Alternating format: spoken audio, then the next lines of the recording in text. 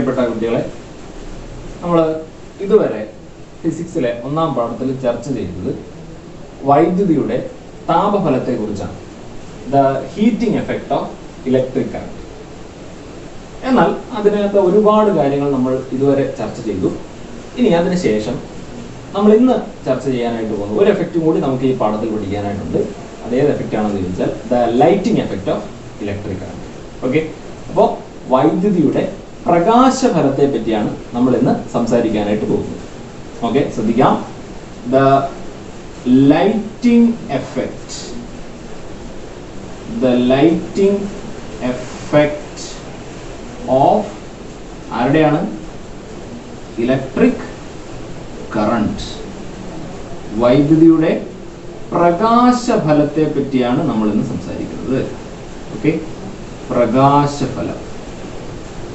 ആദ്യം പഠിച്ചത് താപഫലമായിരുന്നു. അപ്പോൾ ഇന്ന് പഠിക്കാൻ പോകുന്നത് വൈദ്യുതിയുടെ പ്രകാശഫലത്തെ പറ്റിയാണ് നമ്മൾ ഇന്ന് ചർച്ച ചെയ്യാനായിട്ട് പോകുന്നത്. ശ്രദ്ധിച്ച് കേൾക്കണം.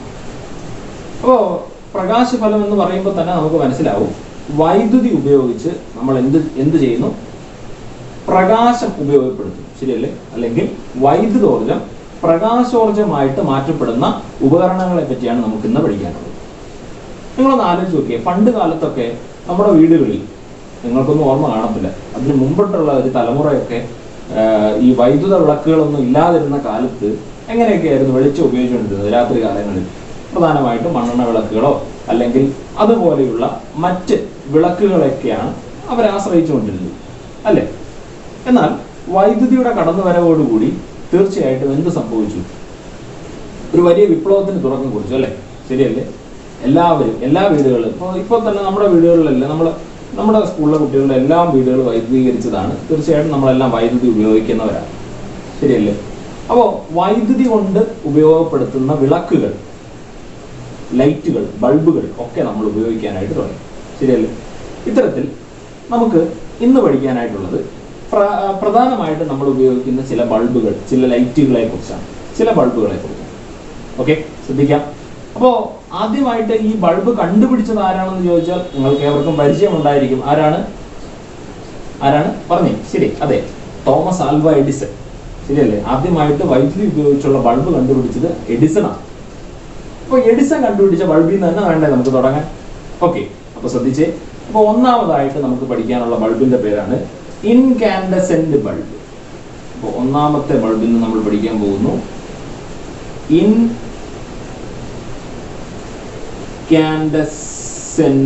ബൾബ്. ഫിലമെന്റ് ബൾബ് എന്ന് ഇതിന് പറയാറുണ്ട്, കേട്ടല്ലോ? മലയാളത്തിൽ എഴുതുമ്പോഴും ഈ വാക്ക് തന്നെ എഴുതുക, ഇൻകാൻഡസെന്റ് ബൾബ്. അപ്പൊ എന്താണ് ഈ ഇൻകാൻഡസെന്റ് ബൾബ് എന്ന് പറഞ്ഞാൽ? താപത്താൽ തിളങ്ങുന്നത് എന്നാണ് ഇൻകാൻഡസെന്റ് എന്ന് പറയുന്ന വാക്കിന്റെ അർത്ഥം. ഓക്കെ, താപത്താൽ തിളങ്ങുന്നത് എന്ന് പറഞ്ഞാൽ ഗ്ലോയിങ് വിത്ത് ഹീറ്റ്. അപ്പൊ ഗ്ലോയിങ് വിത്ത് ഹീറ്റ്, താപത്താൽ എന്ത് ചെയ്യുന്നു? തിളങ്ങുന്നു. അപ്പൊ ഇൻകാൻഡസെന്റ് എന്ന വാക്കിന്റെ അർത്ഥം ഗ്ലോയിങ് വിത്ത് ഹീറ്റ്, താപത്താൽ എന്ത് ചെയ്യുന്നു? തിളങ്ങുന്നു. ഓക്കെ, അപ്പൊ ഇൻകാൻഡസെന്റ് ബൾബ് എന്ന് പറയുമ്പോൾ പേരൊക്കെ വലിയ ഗമയുള്ള പേരാണെങ്കിലും സാധനം നിങ്ങൾ കണ്ടിട്ടുണ്ടാവും, നിങ്ങളുടെ വീടുകളിലൊക്കെ ഇപ്പോഴും ഉപയോഗിക്കുന്നുണ്ടാവും. ചിലരെങ്കിലും വീടുകളിൽ എല്ലാവർക്കും കാണാമെന്ന് കരുതുന്നു. കണ്ട ഇത്തരത്തിലൊരു ബൾബ് നമ്മുടെ വീടുകളിലൊക്കെ പണ്ട് കാലങ്ങളിൽ വ്യാപകമായി ഉപയോഗിച്ചുകൊണ്ടിരുന്ന സാധനമാണ്. എന്നാൽ ഈ അടുത്ത കാലത്തായിട്ട് ഇത് ഫോം ഔട്ട് ആയിപ്പോയി, അല്ലേ? ശരിയല്ലേ? ഫോം നഷ്ടപ്പെട്ട് ഫീൽഡ് ഔട്ട് ആയിപ്പോയി. ഇതിപ്പോൾ നമ്മൾ കൂടുതലായിട്ട് ഉപയോഗിക്കാത്തൊരു സാധനമാണ്. എന്നാൽ നമ്മൾ തുടങ്ങുമ്പോൾ ഇതിൽ നിന്ന് തുടങ്ങണമല്ലോ. അപ്പോൾ ഇതാണ് നമുക്ക് ഇന്ന് പരിചയപ്പെടാനുള്ള ഇൻകാൻഡസെന്റ് ബൾബ്. ഓക്കെ, നമുക്ക് ആദ്യമായിട്ട് നോക്കാം എന്താണ് ഈ ഇൻകാൻഡസെന്റ് ബൾബിന്റെ ഭാഗങ്ങളൊക്കെ എന്തൊക്കെയാണെന്ന് നോക്കാം. നമ്മളൊന്ന് പരിശോധിച്ചാൽ ആദ്യമായിട്ട് ഒരു ഗ്ലാസ് ബൾബ്, ശരിയല്ലേ? ഗ്ലാസ് കൊണ്ട് നിർമ്മിതമായ ഒരു കുഴൽ പോലെ ഒരു ബൾബ് ഷേപ്പിലുള്ള ഒരു ഭാഗമുണ്ട് ഇതിന്. പിന്നീടുള്ളത് ഒരു ഹോൾഡറാണ്, നമ്മൾ വൈദ്യുതി കണക്ട് ചെയ്യാവുന്ന ഹോൾഡറിലേക്ക് കണക്ട് ചെയ്യാവുന്ന ഒരു ഭാഗമുണ്ട്. ഇതിന്റെ അകത്തേക്ക് നമ്മൾ നോക്കിക്കഴിഞ്ഞാൽ, ഇതിന്റെ ഉള്ളിലേക്ക് നമ്മൾ സൂക്ഷ്മമായിട്ട് നോക്കിക്കഴിഞ്ഞാൽ എന്ത് കാണാൻ പറ്റും? രണ്ട് ചെമ്പ് കമ്പി ഇങ്ങനെ നിൽക്കുന്ന കാണാം. ആ രണ്ട് കമ്പികൾക്കിടയിലൂടി ഒരു വളരെ തിന്നായിട്ടുള്ള, വളരെ കനം കുറഞ്ഞ ഒരു കമ്പി ഇങ്ങനെ ചുരുളായിട്ട് വലിച്ചു കെട്ടിയിരിക്കുന്നത് കാണാം, ശരിയല്ലേ? അപ്പോൾ ഇത്രയാണ് പ്രധാനപ്പെട്ട ഇൻകാൻഡസെന്റ് ബൾബിന്റെ ഭാഗങ്ങൾ. അപ്പോൾ ഈ അവസാനം ഞാൻ പറഞ്ഞ ഭാഗം ഉണ്ടല്ലോ, എന്താ? ഈ രണ്ട് ചെമ്പ് കമ്പികൾ, ആ രണ്ട് ചെമ്പ് കമ്പികൾക്കിടയിൽ ഇങ്ങനെ ചുരുളാക്കി കെട്ടിയിരിക്കുന്നതെന്ന് പറയും. അതിനെ വിളിക്കുന്ന പേരാണ് ഫിലമെന്റ്. അപ്പോൾ ഇൻകാൻഡസെന്റ് ബൾബിലെ ഏറ്റവും പ്രധാനപ്പെട്ട ഭാഗം ഏതാണെന്ന് ചോദിച്ചാൽ ഏതാണ്? ഫിലമെന്റ് ആണ്. ഫിലമെന്റ് ആണ് ഇൻകാൻഡസെന്റ് ബൾബിലെ ഏറ്റവും പ്രധാനപ്പെട്ട ഭാഗം. അപ്പൊ എന്താണ് ഈ ഫിലമെന്റ്, അല്ലെങ്കിൽ എന്താണ് ഈ ഫിലമെന്റിന്റെ പ്രത്യേകതകൾ? ആദ്യമേ അറിയണം, ഈ ഫിലമെന്റ് ഒരു ലോഹമാണ്, ഒരു ലോഹം കൊണ്ടാണ് നിർമ്മിച്ചിരിക്കുന്നത്. ഇനി ഏത് ലോഹമാണെന്ന് ചോദിച്ചാൽ ഫിലമെന്റ്, ബൾബിലെ ഫിലമെന്റ് നിർമ്മിക്കാൻ ഉപയോഗിക്കുന്ന ലോഹത്തിന്റെ പേരാണ് ടങ്സ്റ്റൺ. ടങ്സ്റ്റൺ എന്ന് പറയുന്ന ഒരു ലോഹം ഉപയോഗിച്ചാണ് എന്ത് നിർമ്മിക്കുന്നത്? ഈ ബൾബിന്റെ ഫിലമെന്റ് നിർമ്മിക്കുന്നത്. അപ്പൊ എന്തെങ്കിലുമൊക്കെ പ്രത്യേകതകൾ ഉള്ളത് കൊണ്ടാണല്ലോ തീർച്ചയായിട്ടും ഈ ഫിലമെന്റ് ആയിട്ട് ഈ പറയുന്ന ടങ്സ്റ്റൺ തന്നെ ഉപയോഗിക്കുന്നത്.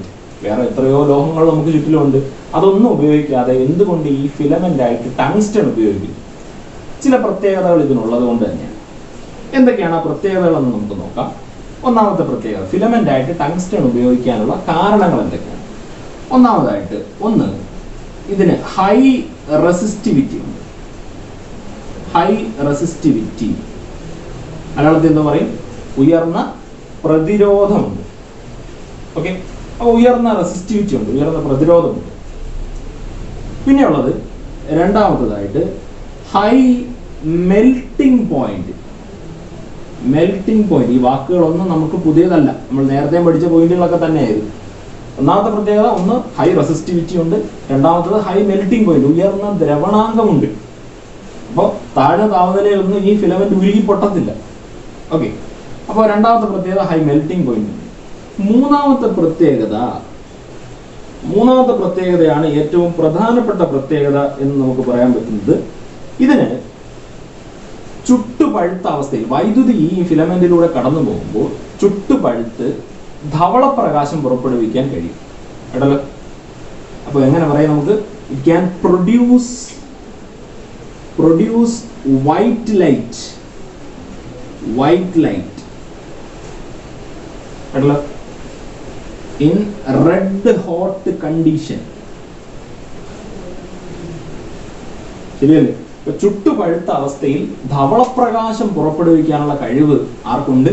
ഈ പറയുന്ന ടങ്സ്റ്റൺ ഫിലമെന്റിന് ഉണ്ട്. അപ്പൊ പ്രധാനമായിട്ടും ഈ ഒരു പ്രത്യേകത കൂടിയുണ്ട്. നാലാമത്തെ ഒരു പ്രത്യേകതയുണ്ട്.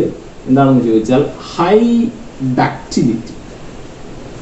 ഡക്റ്റിലിറ്റി, ലോഹങ്ങളുടെ ഒരു പ്രത്യേകതയാണ് ഡക്റ്റിലിറ്റി എന്ന് പറയുന്നത്. നിങ്ങൾ താഴ്ന്ന ക്ലാസ്സുകളിൽ പഠിച്ചിട്ടുണ്ട്. എന്താണ് ഡക്റ്റിലിറ്റി എന്ന് പറഞ്ഞാൽ? പറഞ്ഞാട്ടെ. അതെ, തീർച്ചയായിട്ടും. എന്ത്?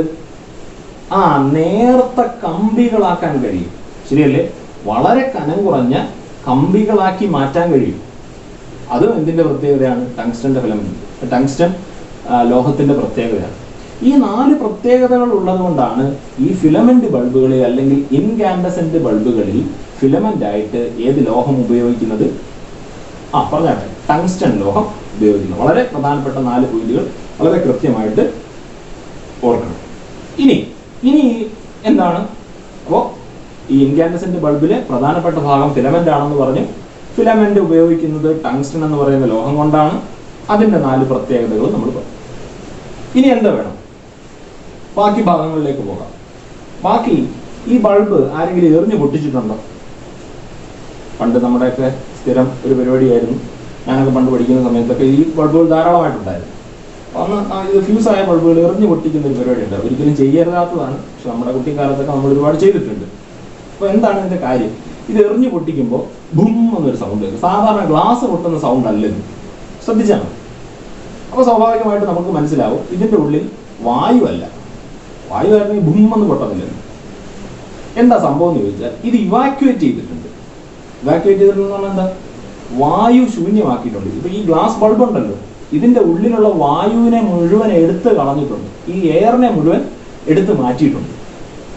പകരം ഒരു ഗ്യാസ് ഇതിനകത്ത് ഫില്ല് ചെയ്തിട്ടുണ്ട്. എന്താ പറഞ്ഞേ? ഇതിനകത്തെ എയറിനെ മൊത്തം ഇവാക്യുവേറ്റ് ചെയ്ത് കളഞ്ഞിട്ട് പകരം ഒരു ഗ്യാസിനെ ഇതിനകത്ത് ഫില്ല് ചെയ്തിട്ടുണ്ടെന്ന് കേട്ടല്ലോ. Normally an inert gas. ഏത് ഗ്യാസാണ് സാധാരണ ഉപയോഗിക്കുന്നതെന്ന്? ഒരു ഇനർട്ട് ഗ്യാസ്. എന്താ ഇനർട്ട് ഗ്യാസ്?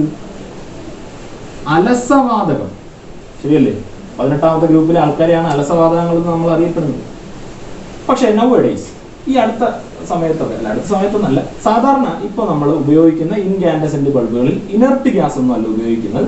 അതിന് പകരം ഉപയോഗിക്കുന്നത് വേറെ ആളാണ്, നമുക്ക് ഒത്തിരി പരിചയമുള്ള ആളാണ്. ആരാണ്? നൈട്രജൻ. അപ്പോ നൈട്രജൻ ആണ് ഇപ്പൊ നമ്മൾ ഇനർട്ട് ഗ്യാസിന് പകരം ഉപയോഗിക്കുന്നത്. എന്തുകൊണ്ട് നൈട്രജൻ ഉപയോഗിക്കുന്നു? അപ്പോ ഇതിനൊരു പ്രത്യേകതയുണ്ട്. അപ്പോ എന്താണ് ഈ ഫിലമെന്റിൽ നടക്കുന്നത്? വൈദ്യുതി ഇതിനകത്തൂടെ കടന്നു പോകുമ്പോൾ ഇത് ചുട്ടുപഴുത്തു പ്രകാശത്തെ പുറപ്പെടുവിക്കുകയാണ് ചെയ്യുന്നത്, ശരിയല്ലേ? അപ്പൊ ഇത് ചുട്ടുപഴുക്കും സ്വാഭാവികമായിട്ട്, ഭയങ്കര ചൂടാവും. നമ്മൾ ഉപയോഗിക്കുമ്പോൾ തൊട്ട് നോക്കിയാൽ ഭയങ്കര ചൂടാണ്. അപ്പൊ ഇങ്ങനെ ചൂടാവുന്ന അവസരത്തിൽ ഒരു സാധ്യതയുണ്ട്. ഇതിന്റെ ഉള്ളിലെ ഫിലമെന്റ് ബാഷ്പീകരിക്കാനുള്ള സാധ്യതയുണ്ട് കേട്ടല്ലോ, ഇവാപ്പറേറ്റ് ചെയ്യാനുള്ള സാധ്യത.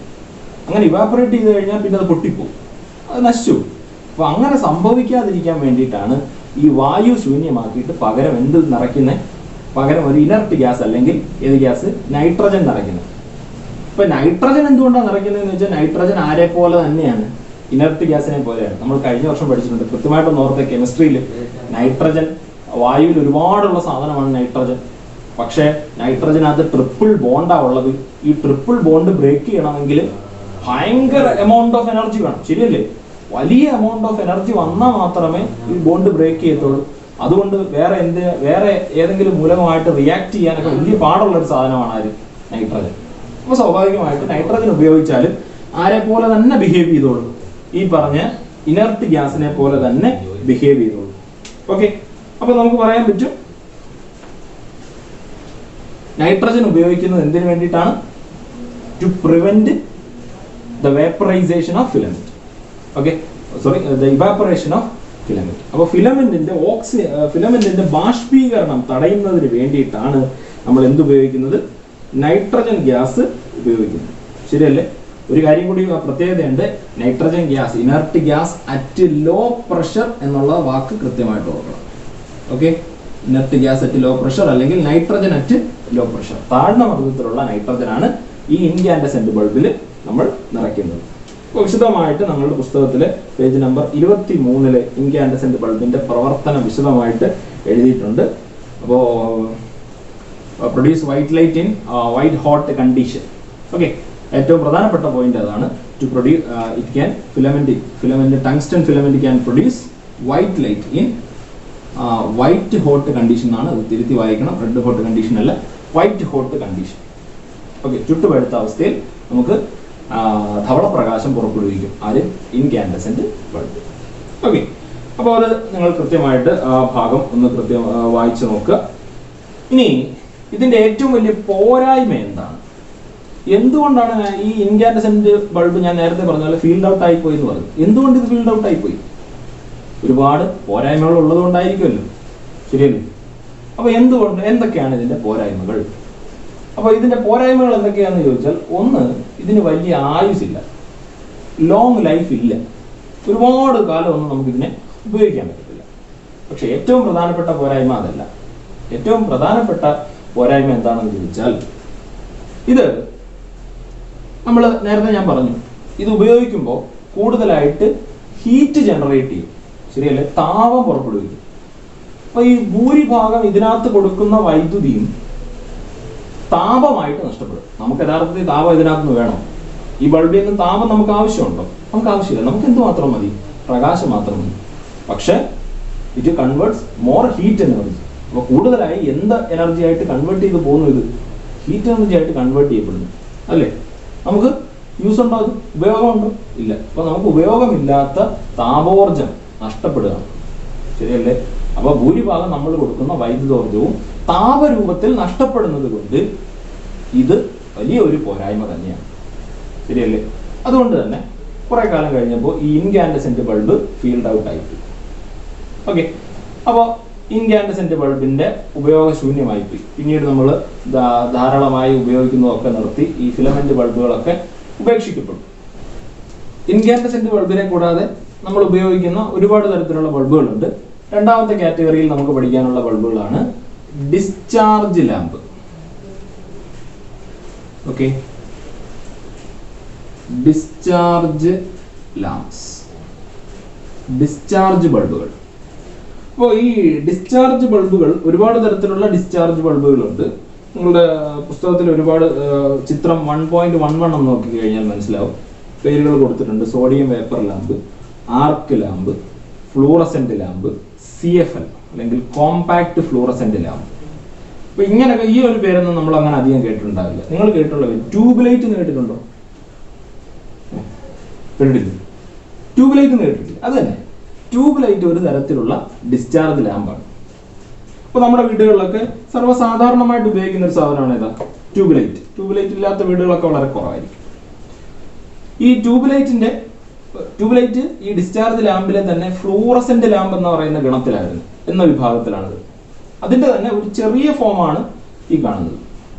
നിങ്ങളുടെയൊക്കെ വീടുകളിൽ നമ്മൾ സാധാരണഗതിയിൽ ഉപയോഗിച്ച് കണ്ടിട്ടുള്ള സാധനമായിരിക്കും. എന്താണ് എന്റെ പേര്? CFL അല്ലെ, കോമ്പാക്ട് ഫ്ലൂറസെന്റ് ലാമ്പ്.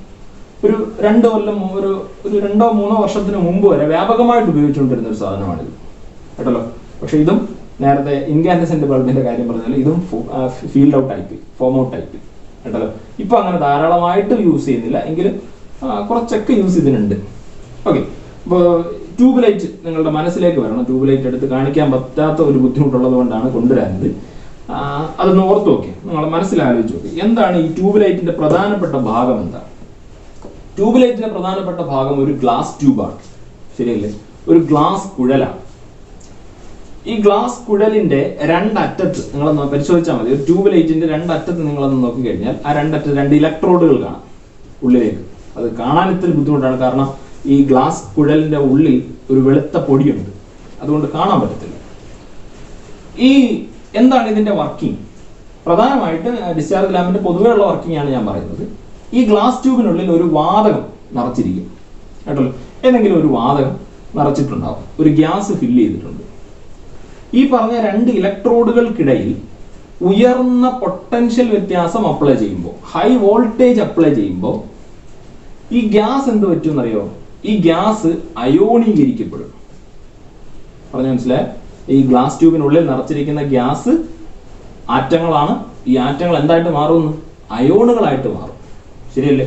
അയോണുകളായിട്ട് മാറിക്കഴിഞ്ഞാൽ പിന്നെ അങ്ങനെ ഇരിക്കാൻ നോക്കത്തില്ല. ആ ഗ്ലാസ് ട്യൂബിനുള്ളിൽ കൂടി ഭയങ്കരമായിട്ട് കിടന്ന് അങ്ങോട്ടും ഇങ്ങോട്ടും ഓടും. ഇതിങ്ങനെ ഓടുന്ന സമയത്ത് ഇതിനകത്ത് അയോണീകരിക്കപ്പെടാത്ത ആറ്റങ്ങളും ഉണ്ട്. ഈ ആറ്റങ്ങളുമായിട്ട് കൂട്ടിമുട്ടും. അപ്പൊ മനസ്സിലായോ? അങ്ങനെ കൂട്ടിമുട്ടുമ്പോൾ ഈ ആറ്റങ്ങൾ എക്സൈറ്റഡ് സ്റ്റേറ്റിലേക്ക് പോകുന്നു പറയും കേട്ടല്ലോ. എന്ത് പറയും? ഉയർന്ന ഊർജ്ജ നിലയിലേക്ക് പോകുന്നു എന്ന് പറയും. എന്ന് പറഞ്ഞാൽ ഒരു ഉദാഹരണം നിങ്ങൾ സിമ്പിളായിട്ടൊന്ന് കേട്ടെ. നമ്മൾ ആറ്റങ്ങളെ പറ്റി പഠിച്ചിട്ടുണ്ട്. ആറ്റങ്ങളിനകത്ത് K shell, L shell, M shell എന്നൊക്കെ പറഞ്ഞ ഷെല്ലുകളുണ്ട്. അപ്പൊ അതിനകത്ത് K ഷെല്ലിൽ ഇരിക്കുന്ന ഒരു ഇലക്ട്രോൺ ഒന്ന് ശ്രദ്ധിച്ച്. ഇപ്പൊ ഇത് ന്യൂക്ലിയസ്, പോസിറ്റീവ് ചാർജ് ഞാൻ മാർക്ക് ചെയ്യുന്നു. അതിനകത്ത് K ഷെല്ല്, ഒന്നാമത്തെ ഷെല്ല് K ഷെല്ല് അറിയാം. ഈ K ഷെല്ലിൽ ഒരു ഇലക്ട്രോൺ ഇരിപ്പുണ്ട്. ഓക്കെ, ഈ ഇലക്ട്രോണിന് കുറച്ച് എനർജി കിട്ടിക്കഴിഞ്ഞാൽ ഇത് എങ്ങോട്ട് പോകും എന്നറിയാമോ? ഇത് പിന്നെ ഇവിട്ടിരിക്കത്തില്ല, പിന്നെ അങ്ങോട്ട് പോകും, ഉയർന്ന ഷെല്ലിലേക്ക് പോകും, രണ്ടാമത്തെ ഷെല്ലിലേക്ക് ജമ്പ് ചെയ്യും. ഓക്കെ, അതാ എക്സൈറ്റഡ് സ്റ്റേറ്റ് എന്ന് പറയും. പറഞ്ഞാൽ മനസ്സിലായി? ഉയർന്ന ഊർജ്ജ നിലയിലേക്ക് പോകും. ഇങ്ങനെ ഉയർന്ന ഊർജ്ജ നിലയിലേക്ക് പോയി കഴിഞ്ഞാൽ അവിടെയും അധിക നേരം ഇരിക്കാൻ ആർക്ക് പറ്റത്തില്ല? ഈ പറഞ്ഞ ഇലക്ട്രോണിന് പറ്റത്തില്ല. ഒരുപാട് സമയമൊന്നും ഉയർന്ന സ്റ്റേറ്റിൽ ഇരിക്കാൻ പറ്റില്ല. അതുകൊണ്ട് അവ എന്ത് ചെയ്യും? തിരിച്ചു വരും കേട്ടല്ലോ. തിരിച്ച് Kയിൽ നിന്ന് Lലേക്ക് പോയെങ്കിൽ തിരിച്ച് ആ Lൽ നിന്ന് Kയിലേക്ക് മടങ്ങി വരും കേട്ടല്ലോ. അങ്ങനെ മടങ്ങി വരുന്ന സമയത്ത് കയ്യിൽ അധികമായിട്ട് കുറച്ച് ഊർജ്ജം കിട്ടിയിട്ടുണ്ടായിരുന്നു. ആ ഊർജ്ജത്തെ എന്ത് ചെയ്യും? ആ ഊർജ്ജത്തെ പുറത്തു കളഞ്ഞാലേ താഴോട്ട് വരാൻ പറ്റും. പറഞ്ഞ മനസ്സിലായോ? ആ ഊർജ്ജം പ്രകാശോർജ്ജമായിട്ടായിരിക്കും പുറത്തു പോകണം. പറഞ്ഞ മനസ്സിലായോ? ഒന്നുകൂടി പറയാം. ഡിസ്ചാർജ് ലാമ്പുകളിൽ ഒരു ഗ്ലാസ് ട്യൂബ് ഉണ്ട്. ആ ഗ്ലാസ് ട്യൂബിൽ ഒരു വാതകം നിറച്ചിട്ടുണ്ട്. ആ ഗ്ലാസ് ട്യൂബിന്റെ 2 അഗ്രത്തായിട്ട് 2 ഇലക്ട്രോഡുകളുണ്ട്. ഈ ഇലക്ട്രോഡുകളിൽ ഹൈ പൊട്ടൻഷ്യൽ വ്യത്യാസം കൊടുക്കുന്ന സമയത്ത് ഈ ഗ്യാസ് അയോണീകരിക്കപ്പെടും, അയോണുകളായിട്ട് മാറും. ഈ അയോണുകൾ റാൻഡം മോഷനിലായിരിക്കും. ഇങ്ങനെ റാൻഡം മോഷൻ നടത്തിയിട്ട് അവയിലുണ്ടായിരുന്ന ആറ്റങ്ങളുമായിട്ട് കൂട്ടിമുട്ടും. ആറ്റങ്ങൾ എക്സൈറ്റഡ് സ്റ്റേറ്റിലേക്ക് പോകും. എക്സൈറ്റഡ് സ്റ്റേറ്റിൽ നിന്ന് മടങ്ങി വരുന്ന സമയത്ത് എനർജി എമിറ്റ് ചെയ്യും. എനർജി എമിറ്റ് ചെയ്യുന്നത് in the form of light ആയിരിക്കും. പ്രകാശത്തിന്റെ രൂപത്തിൽ ഈ ഊർജത്തെ പുറത്തേക്ക് വിടും. അങ്ങനെ പ്രകാശിക്കുന്ന ലാമ്പുകളാണ് ഏതെന്ന് പറയുന്ന ഡിസ്ചാർജ് ലാമ്പുകൾ. ഈ പറയുന്ന CFL ഈ ഗണത്തിൽ വരുന്നവയാണ്. ഓക്കെ, ഈ കൂട്ടത്തിൽ നമുക്ക് ഉൾപ്പെടുത്താൻ സാധിക്കുന്നതാണ് ഏത്? ഡിസ്ചാർജ് ലാമ്പുകൾ എന്ന് പറയുന്നത്. അപ്പോൾ ഈ ഡിസ്ചാർജ് ലാമ്പുകൾ ഇപ്പോൾ ട്യൂബ് ലൈറ്റ് നമ്മൾ വ്യാപകമായിട്ട് ഉപയോഗിക്കുന്നുണ്ട്. ഇൻകാൻഡസെന്റ് ബൾബിനെക്കാട്ടി അല്ലെങ്കിൽ ഫിലമെന്റ് ബൾബിനെക്കാട്ടി വ്യാപകമായിട്ട് നമ്മൾ ഏത് ഉപയോഗിക്കുന്നുണ്ട്? ട്യൂബ് ലൈറ്റുകൾ ഉപയോഗിക്കുന്നുണ്ട്. അതിന്റെ കാരണം എന്താണെന്ന് വെച്ചാൽ ഒന്നാമത്തെ കാരണം ഹൈ എഫിഷ്യൻസി. ഹൈ എഫിഷ്യൻസി എന്ന് പറഞ്ഞാൽ എന്താ? ഉയർന്ന ക്ഷമത, ഭയങ്കര ക്ഷമതയാണ്, ശരിയല്ലേ? അല്ലെങ്കിൽ കൂടുതൽ കാലം ഉപയോഗിക്കാനായിട്ട് പറ്റും. അല്ലെങ്കിൽ എന്താ പറയുക,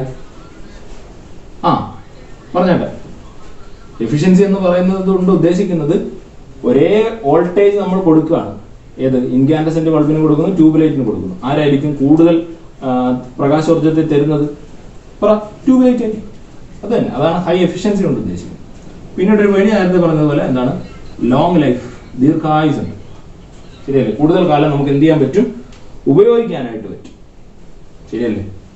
അപ്പൊ ഇത്രയൊക്കെ പ്രത്യേകത ആരുമായിട്ട് കമ്പയർ ചെയ്യുമ്പോൾ ഇൻകാൻഡസെന്റ് ബൾബിനായിട്ട് കമ്പയർ ചെയ്യുമ്പോൾ ഉണ്ട്. ഓക്കെ, അപ്പോൾ അതാണ് ഡിസ്ചാർജ് ലാമ്പുകളുടെ പ്രത്യേകത എന്ന് പറയുന്നത്. മൂന്നാമത്, ഇവരെ രണ്ടുപേരെയും കടത്തി വെട്ടിക്കൊണ്ട് ഇപ്പൊ ഫോമിൽ ബാറ്റ് ചെയ്തുകൊണ്ടിരിക്കുന്ന ആളാരാണ്? ഭയങ്കര ഫോമിൽ ബാറ്റ് ചെയ്തുകൊണ്ടിരിക്കും സച്ചിനാണ്. ആരാണ് ഇപ്പൊ നമ്മളൊക്കെ വ്യാപകമായിട്ട് ഉപയോഗിക്കുന്ന ആള് ആരാണ്? LED ബൾബുകളാണ്. ഓക്കെ, ഒരു 3 വർഷത്തിന് മുമ്പാണ് വ്യാപകമായിട്ട് നമ്മൾ എന്ത് ഉപയോഗിക്കാൻ തുടങ്ങിയത്? ഈ പറയുന്ന LED ബൾബുകൾ വ്യാപകമായിട്ട് ഉപയോഗിക്കാൻ തുടങ്ങി. നമ്മുടെ വീടുകളിലെല്ലാം ഇപ്പൊ ഇത്തരത്തിലുള്ള ബൾബുകളായിരിക്കും ധാരാളമായിട്ട് ഉപയോഗിക്കുന്നത്. എന്താണ് ഇതിന്റെ പ്രത്യേകത? ഇതിന്റെ പ്രത്യേകത, ഈ ഡിസ്ചാർജ് ലാമ്പിനെ അപേക്ഷിച്ച് നോക്കുമ്പോൾ LED പ്രത്യേകത എന്താണ്? ആദ്യം എന്ന് പറഞ്ഞാൽ എന്താണ് LED? ഫുൾ ഫോം ഞാൻ ഒരു തവണ പറഞ്ഞു. ലൈറ്റ് എമിറ്റിംഗ് ഡയോഡ് എന്നാണ് ഇതിന്റെ full form. LED, light emitting diode. അപ്പോ ലൈറ്റ് എമിറ്റിംഗ് ഡയോഡിന്റെ പ്രത്യേകത എന്തൊക്കെയാണ്? ഒന്നാമത്തത്, എന്തുകൊണ്ട് നമ്മൾ വ്യാപകമായിട്ട് ഇപ്പൊ LED ഉപയോഗിക്കുന്നു? പറഞ്ഞേ.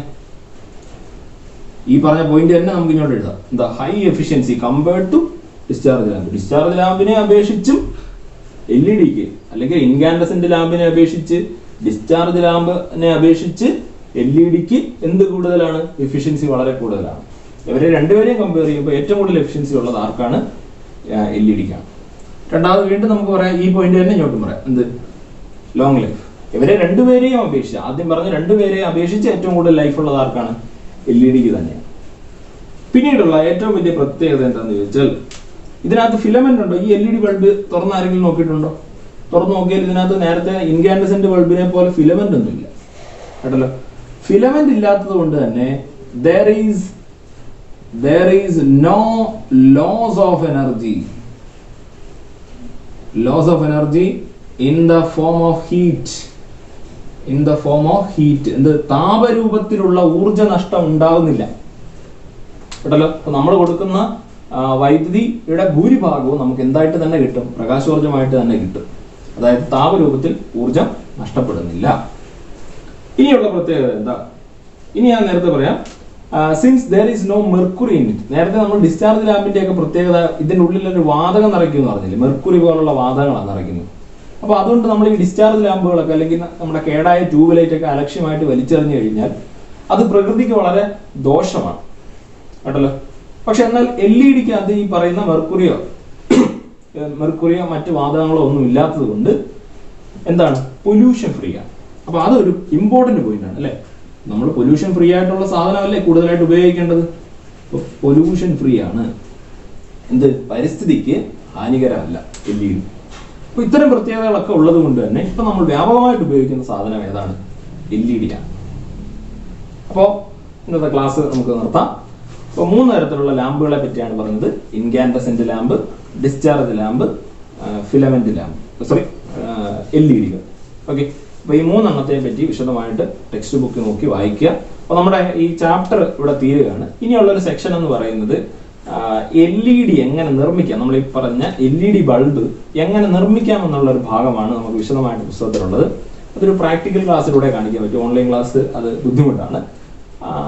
അപ്പോൾ അത് നമുക്ക് പിന്നീട് സ്കൂൾ തുറക്കുന്ന സമയത്ത് അതിനെപ്പറ്റി ഇപ്പോൾ സംസാരിക്കാം. അടുത്ത രണ്ടാമത്തെ ക്ലാസ്സിലേക്ക് രണ്ടാമത്തെ പാഠത്തിലേക്കാണ് നമ്മൾ പോകുന്നത്. അപ്പോൾ വർക്ക് ഞാൻ ഇതിനോടനുബന്ധിച്ച് വാട്സപ്പ് ഗ്രൂപ്പിൽ ഷെയർ ചെയ്യാം. Okay, thank you.